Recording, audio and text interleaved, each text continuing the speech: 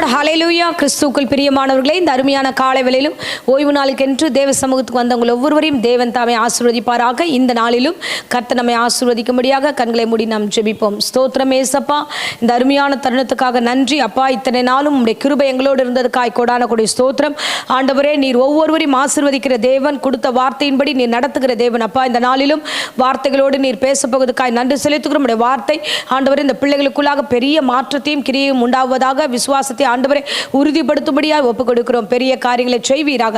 இந்த வசனத்துக்கும் வார்த்தைக்கு விரோதமாக எழுந்திருக்கிற எல்லா பொல்லாத பலவீனங்கள் இயேசு நாமத்தினாலே அடியேன் சபித்து கட்டுகிறேன்.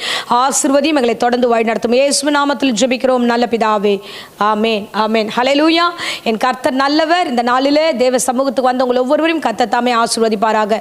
இந்த ஓய்வு நாள் தேவன் நமக்காக நம்மை ஆசீர்வதிக்கும்படியாக உண்மையாகவே அவர் ஏற்படுத்தினார் என்று அடியேன் விசுவாசிக்கிறேன். பாருங்க, ஒவ்வொரு வாரமும் கர்த்தர் நிறைய காரியங்களை நம்மோடு கூட பேசி நம்மளை வழி நடத்துகிறார். ஆமென். ஸோ இந்த நாளிலும் வேத வசனத்துக்கு நேராக நம்முடைய கவனத்தை திருப்புவோம்.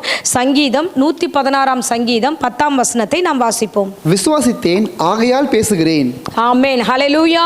இன்றைய வார்த்தை கர்த்தர் கொடுக்கிற வார்த்தை பாருங்க. தாவீது விதமாய் சொல்லுகிறார், நான் விசுவாசித்தேன் ஆகையால் பேசுகிறேன். அவர் என்ன விசுவாசிக்கிறார்? ஆவிக்குரிய வாழ்க்கையில தாவீதை குறித்து நம்ம நிறைய காரியங்கள் பார்த்திருக்கிறோம். பாருங்க, இன்னைக்கான வார்த்தை நம்ம பார்க்கிறோம். அவர் ஒவ்வொரு காரியத்தையும் தேவனை நோக்கி விசுவாசிக்கிறார். விசுவாசத்தினாலே தேவன் அவரை ஆசீர்வதித்து நடத்துகிறார். ஆமென். இதுக்கு மேல் வசனத்தை நம்ம வாசிக்கிறோம். 8-9 வசனத்தை வாசித்தோம் என்றால் தாவீது சொல்லுகிறார், வாசிக்கலாம்.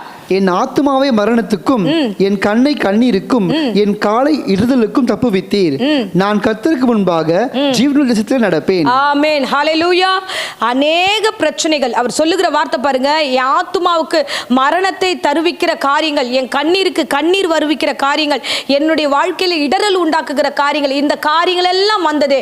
ஆனாலும் நான் ஒன்றை விசுவாசிக்கிறேன். என் சூழ்நிலைகள் பலவீனமான சூழ்நிலைகளாக இருந்தாலும் ஆனால் நான் வருத்தப்பட மாட்டேன். என் தேவனாகிய கர்த்தர் என்னோடு கூட இருக்கிறார்.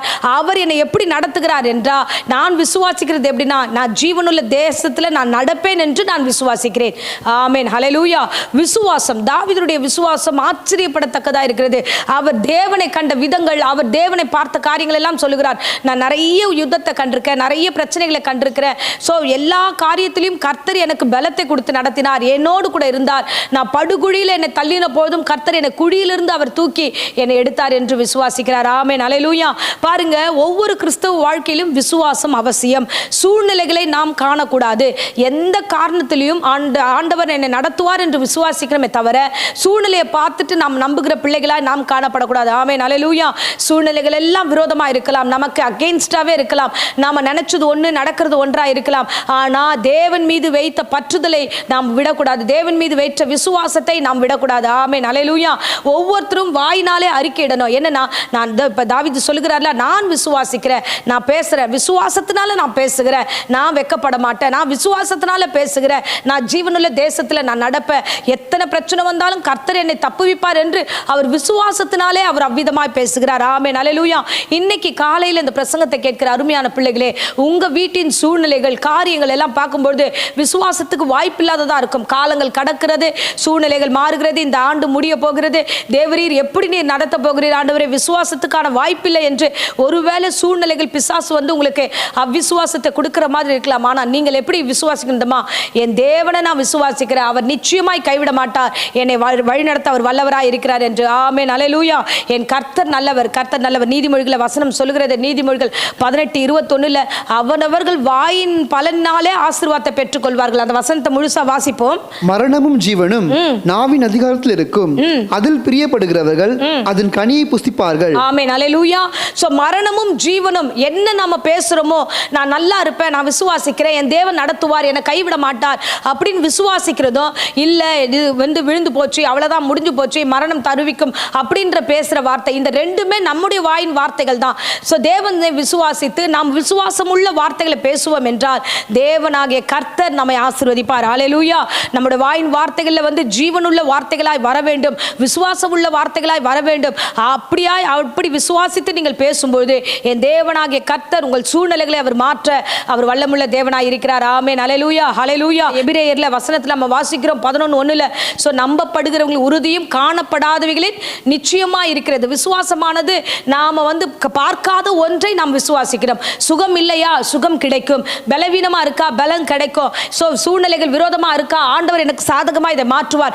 இன்றைக்கு நான் கேட்கிற எல்லா நெகட்டிவான எல்லா செய்திகளும் நாளைக்கு பாசிட்டிவாக மாறும், சாட்சிகளாய் மாறும் என்று நாம் விசுவாசிக்க வேண்டும். ஆமென். ஹல்லேலூயா, ஹல்லேலூயா. என் கர்த்தர் நல்லவர். பாருங்க, எபிரேயர்ல விதமாய் பவுல் சொன்ன வார்த்தை மாத்திரம் அல்ல, அவர் இன்னொரு இடத்துலயும் சொல்லியிருக்கிறார். 2 கொரிந்தியர் 4ஆம் அதிகாரத்துல பழைய ஏற்பாட்டு காலத்துல தாவீது சொன்ன அதே வார்த்தையை பவுல் இந்த இடத்துல சொல்லுகிறார். 4ஆம் அதிகாரம் 13ஆம் வசனத்தை வாசிப்போம். விசுவாசித்தேன் ஆகையால் பேசினேன் என்று எழுதியிருக்கிறபடி நாங்களும் அந்த விசுவாசத்தின் ஆவியை உடையவர்களாய் இருந்து விசுவாசிக்கிறபடியால் பேசுகிறோம். ஆமென். ஹல்லேலூயா. அவர் அவ்வளவு தெளிவா எழுதியிருக்கிறாங்க. முன்னாடி இருந்த ஊழியர்கள், முன்னாடி இருந்த எல்லா பக்தர்கள் எப்படி இருந்தாங்கன்னா, விசுவாசித்து வாழ்ந்தார்கள். விசுவாசித்து ஒரு பேப்பர் எங்களுக்கு கொடுத்துட்டு போயிருக்காங்க, ஒரு மாடல் பேப்பர் எங்களுக்கு கொடுத்துருக்காங்க. விசுவாசத்தின் பலனை நாங்கள் கண்டிருக்கிறோம். அப்போ நானும் பேசுகிறேன், நான் விசுவாசிக்கிறேன், நான் ஆவியை உடையவனா இருக்கிறேன், தேவனுடைய ஆவியை உடையவனா இருக்கிறேன், இயேசு கிறிஸ்துவினுடைய ஆவி உடையவனா இருக்கிறேன். ஆகையால நான் பேசுகிறேன். என்ன பேசுகிறேன்? நான் சூழ்நிலையை பார்க்கவில்லை, என் தேவனை நான் பார்க்கிறேன், என் தேவனை ஆசீர்வதிப்பார். ஆமென். ஹல்லேலூயா. சோ அவருக்கு ஒரு இக்கட்டான சூழ்நிலை வரும்போது பவுல் தன்னுடைய ஆவிக்குரிய வாழ்க்கையில எவ்வளவு விசுவாசத்தோடு இப்படியாய் பேசுகிறார் பாருங்களேன். ஒரு இக்கட்டான சூழ்நிலை வருகிறது, அவரை சிறைப்பிடித்து அவரை கப்பல்ல கொண்டு போகிறாங்க. போற வழியில ஆண்டவராகிய கர்த்தர் பேசுகிறார். என்னன்னா, இப்போது ஒரு புயல் தாக்கம் இருக்கும், இப்ப இந்த இடத்துல ஒரு பெரிய சேதம் உண்டாகும், ஆனா நீங்க பயப்படாத, உன் கூட இருக்கிறவங்க உன் நிமித்தமா நான் காப்பாற்றுகிறேன், நீ பயப்படாத என்று ஒரு காரியத்தை கடவுள் பேசும்போது அது அப்படியே விசுவாசித்தார். நம்ம வாசிக்கலாம். அப்போஸ்தலர் 27ஆம் அதிகாரம் 22ஆம் வசனத்தை நாம் வாசிப்போம். ஆகிலும் திடமனதா இருங்கள் என்று இப்பொழுது உங்களுக்கு தைரியம் சொல்லுகிறேன், கப்ப சேதமே அல்லாமல் உங்களில் ஒருவனுக்கும் பிராண சேதம் வராது. ஆமென். ஹல்லேலூயா. அருமையான வார்த்தை. இந்த விதமாய் பவுல் அந்த கப்பல்ல பயணம் பண்ணுகிற மற்ற இடத்துல சொல்லுகிறார், நீங்க பயப்படாதீங்க, இந்த புயல் நிமித்தமா ஒரு பெரிய பிரச்சனை வரலாம், கப்பலுக்கு சேதம் வரலாமே தவிர உயிர் சேதம் வராது என்று அவ்வளவு விசுவாசித்து தைரியமா தேவன் பேசுகிற வார்த்தைகள். சூழ்நிலை பார்த்தா பயங்கரமா இருக்கு, சூழ்நிலைகள் சான்ஸே இல்லை, அங்க உயிர் வாழ்வதற்கான வாய்ப்பு இல்லை, எல்லாமே தலைகீழா இருக்கிறது. ஆனால் தேவனாகிய கர்த்தர் சொன்ன வார்த்தையை அவன் விசுவாசிக்கிறார். என் தேவன் என்னோடு பேசியிருக்கிறார், ஆகையால் நான் விசுவாசிக்கிறேன், நான் பேசுகிறேன் என்று அப்படியே ஆண்டவர் அந்த கொடுத்த வார்த்தையை அந்த ஜனங்களிடத்துல சொல்லுகிறார். அப்படியே தேவனாகிய கர்த்தர் அவரை நடத்தினார். ஆமென். ஹல்லேலூயா. ஒரு மிகப்பெரிய ஆசீர்வாதத்தின் மத்தியில கர்த்தர் நடத்தினார். ஆமென். இவ்விதமாய் தேவனாகிய கர்த்தர் பவுலை நடத்தினது போல உங்களையும் நடத்த வல்லவராய் இருக்கிறார். ஒருவேளை பலவீனம் அடைஞ்சிருக்கலாம், ஒருவேளை ஆண்டவரே ஏன் எங்க வீட்டில் இப்படிப்பட்ட ஒரு சூழ்நிலை நடக்கிறது, ஏன் ஆண்டவரே என்று புலம்பி இருக்கலாம். என் தேவனாகிய கர்த்தர் சொல்லுகிறார், எந்த பிராண சேதமும் இராம உன் வீட்டை நான் காப்பாற்றுவேன் என்று கர்த்தருடைய வார்த்தை சொல்லுகிறது. ஹல்லேலூயா. என்னவனா சேதம் இருக்கலாம், உங்கள் நேரம் சேதமாய் போகலாம், உங்களுடைய பொருள் சேதமா இருக்கலாம், ஆனா ஜீவனுக்கு எந்த காரியத்திலும் ஆண்டவர் உங்களுக்கு இடம் கொடுக்கல, ஜீவனை காப்பாற்றி உங்க கையில கொடுப்பார் என்று இன்னைக்கு இந்த காலை வேளையில கர்த்தர் சொல்லுகிறார். ஆகையால நீங்கள் சூழ்நிலைகளை பார்க்காதீங்க, நீங்கள் சூழ்நிலைகளை பார்க்காதீங்க. ஹல்லேலூயா. இயேசு கிறிஸ்து ஊழியம் செய்த காலகட்டத்தில் லாசரு என்ற மனிதன் மரித்து போகிறான். அவன் மரித்து 4 நாள் ஆக்குறது. அவருடைய சகோதரிகள் 2 பேர், மார்த்தாள் மரியாள், அவர்கள் புலம்பி அழுகிறார்கள், ஐயோ ஆண்டவரே இந்த மாதிரியான சூழ்நிலை நாங்கள் இருக்கிறோம் என்று. இயேசுவானவர் அந்த ஊருக்குள்ள வரும்பொழுது அங்கே நடந்த சூழ்நிலைகளை பார்த்தா நிச்சயமாகவே அந்த இடத்துல ஒரு அற்புதம் நடப்பதற்கான வாய்ப்பே இல்லை.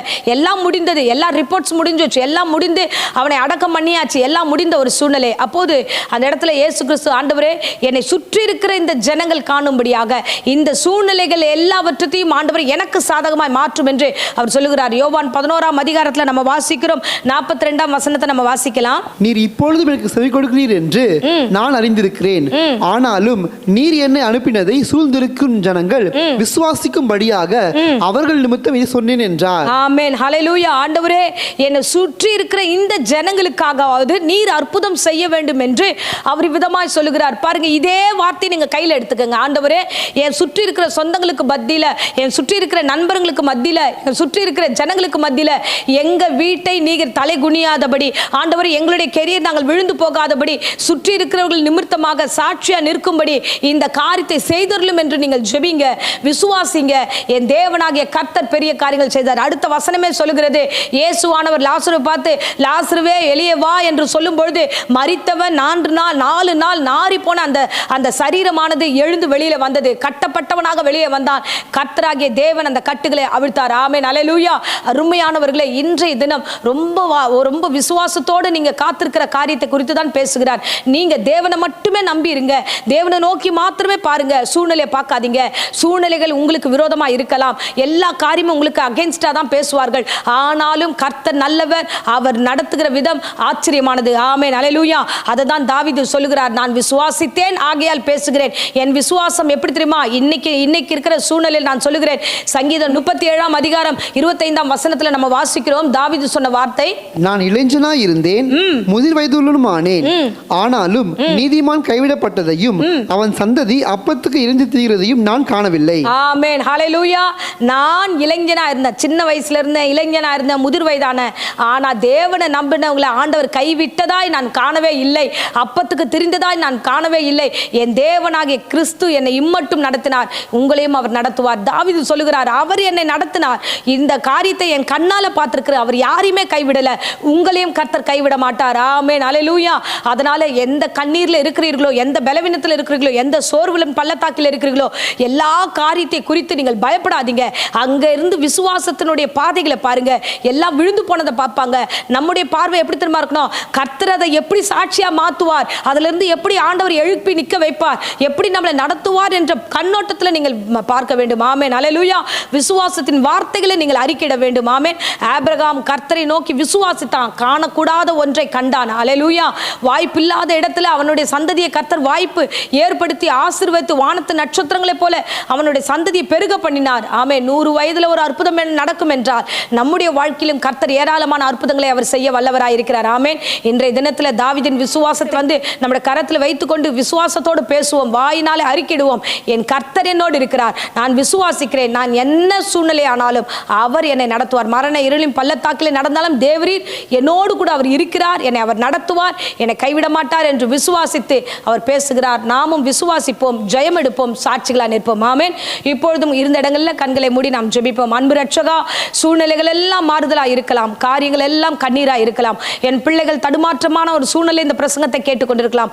ஆனாலும் அடியேன் சொல்லுகிற இந்த வார்த்தையின்படியே கர்த்தாவே, எல்லா இடங்களிலும் ஆண்டவரே, எல்லா பிசாசின் கிரியைகளை ஆண்டவரே நிர்மூலமாக்கி சபித்து கட்டுகிறேன். கர்த்தர் தாமே ஆசீர்வதிப்பீராக, சூழ்நிலைகளை ஆசீர்வாதமாய் மாற்றுவீராக.